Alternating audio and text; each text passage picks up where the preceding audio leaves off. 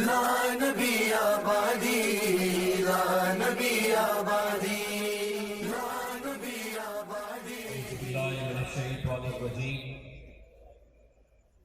بسم اللہ الرحمن الرحیم۔ فاسہل یا الہی، فاسہل یا الہی کل صاب بحرمت سید الابرار۔ اکابرین ملت، حضرات گرامی، پچھلے سال یہ اسٹیج تھا اور یہ صاحب ایمان اور سرکار رسالت کی محبتوں سے سرشار مجمع، میں نے اس وقت بھی ایک بات عرض کی تھی، اکابرین ملت، آپ کی محبتوں کے سائے میں آج پھر اپنی اسی بات کو دہرانا چاہتا ہوں کہ ایسے پروگراموں میں شرکت،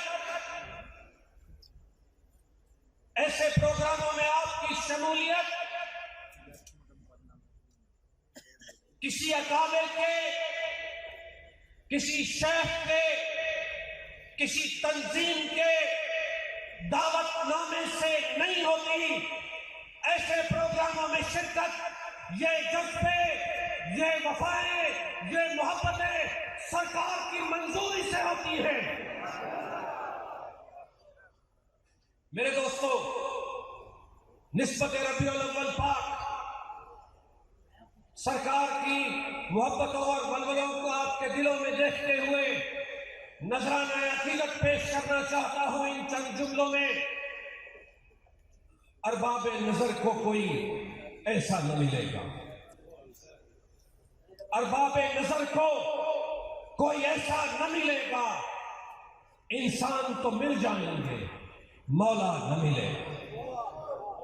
ارباب نظر کو کوئی ایسا نہ ملے گا، انسان تو مل جائیں گے مولا نہ ملے گا۔ تاریخ اگر ڈھونڈے گی ثانی محمد، ثانی تو بڑی چیز ہے، سایہ بھی نہ ملے گا۔ میرے دوستو،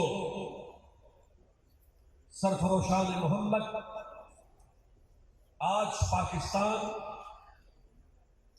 اپنے معروضی حالات میں مشکل ترین وقت سے گزر رہا ہے۔ پاکستان کے لوگ ہر نئی صبح کے ساتھ ایک امید لے کر اٹھتے ہیں اور ہر شام کا اختتام ان کا مایوسی کی شکل میں ہوتا ہے۔ ایک مروجہ جملہ آج کل سننے کو مل رہا ہے کہ پاکستان انٹرنیشنل ڈپلومیٹک آئسولیشن میں چلا گیا۔ پاکستان انٹرنیشنل ڈپلومیٹک آئسولیشن میں چلا گیا۔ تو میں پاکستان کے اقتدار پر مسلط ہونے والے حکمرانوں سے یہ پوچھنا چاہتا ہوں کہ پاکستان کی یہ انٹرنیشنل ڈپلومیٹک آئسولیشن کیوں ہے؟ پاکستان کیوں بین الاقوامی تنہائی کا شکار؟ وجہ کیا ہے؟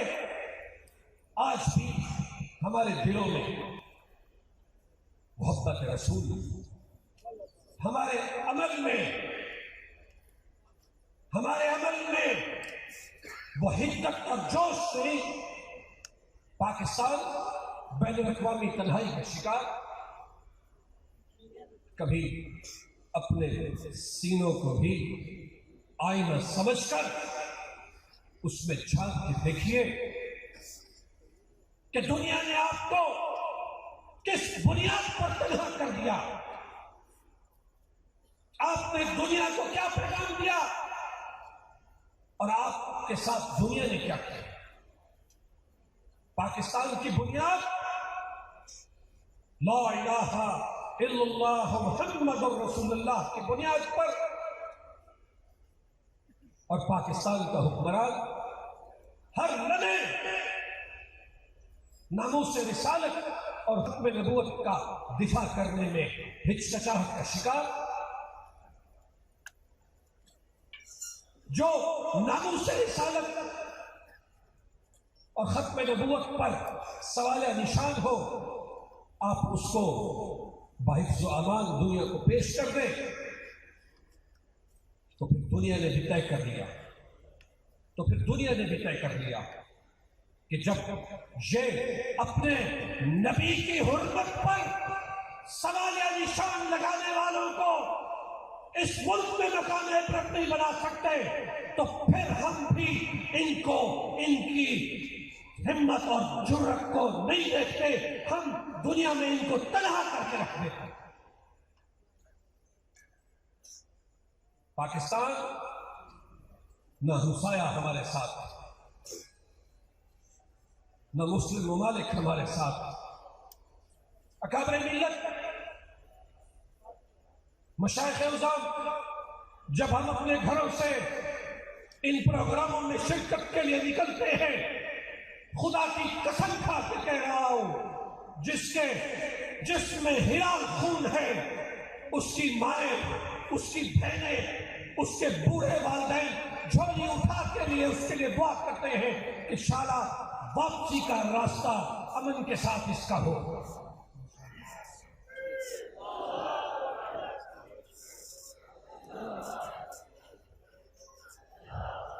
اکابرین ملت، کیا وجہ ہے پاکستان میں؟ ابھی فرما رہے تھے کہ حمود اور ریمان کمیشن کی رپورٹ پڑھو۔ میں ایک اور کاغذ ڈاکومنٹ پڑھنے کا بھی عرض کرتا ہوں۔ قبلہ، جو پارلیمنٹ کے اندر جتنے دن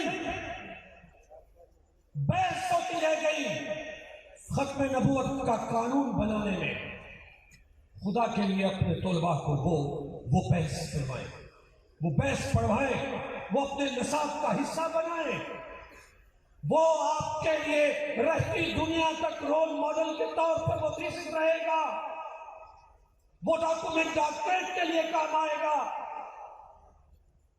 اس میں آپ کو پتا چلے گا کہ اس وقت اگر حضرت مولانا مفتی محمود صاحب اپنے دستخطوں سے اس قانون کو بنیاد رکھتے ہیں تو پہلا دستخط میرے خاندان کے MLA کا بھی وہاں موجود تھا، اور آج اسی اکابر کا ایک عظیم الشان بیٹا امام حریت کی شکل میں مولانا فضل الرحمان پاکستان کے اسلامی اور دینی تشخص کا علم اٹھائے ہوئے ہیں۔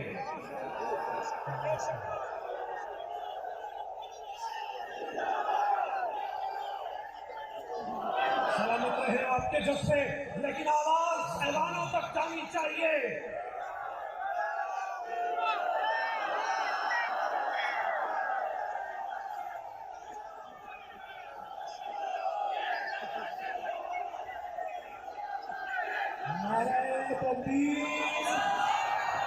نعرہ تکبیر، تاجدار ختم نبوت، تاجدار ختم نبوت، قائد جمعیت حضرت مولانا فضل الرحمان، نعرہ تکبیر۔ مولا سلامتی دے آپ کے جذبوں کو، آپ کی محبتوں کو دیکھ کر، آپ کے جذبوں کو دیکھ کر، آپ کے جذبوں کی صداقتوں کو دیکھ کر، آپ کے خلوص کو دیکھ کر، میں سرکار رسالت کی بارگاہ میں دو جملے عرض کرنا چاہتا ہوں۔ نہ جب تک کٹ پر ہوں میں خواجہ یشرف کی عزت پر، نہ جب تک کٹ پر ہوں میں خواجہ یشرف کی عزت پر، خدا شاہد ہے کامل میرا ایمان ہو نہیں سکتا۔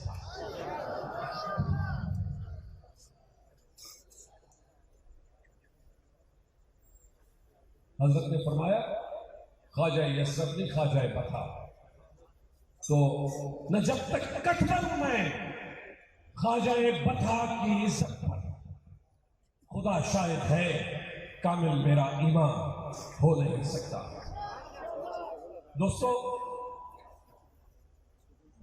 آپ کے ان جان نثار جذبے کو دیکھ کر قائد جمعیت ایک پیغام دینا چاہتے ہیں۔ اجازت ہے پیغام دینے کی قبلہ؟ قبلہ اجازت ہے؟ آپ کے جذبوں کو دیکھ کر، آپ کی وفاؤں کو دیکھ کر، آپ کی محبتوں کو دیکھ کر، آپ کے خلوص کو دیکھ کر، پاکستان کے تمام سیاسی اور مذہبی جانبداروں کے ان اجتماعوں کو دیکھ کر قائد جمعیت امام حریت آپ کو ایک عظیم الشان پیغام دیتے ہیں اور وہ فرماتے ہیں، کون کہتا ہے کہ ہم عالم گرداب میں ہیں؟ کون کہتا ہے کہ ہم عالم گرداب میں ہیں؟ ہم چٹانوں کی طرح وقت کے سیلاب میں ہیں۔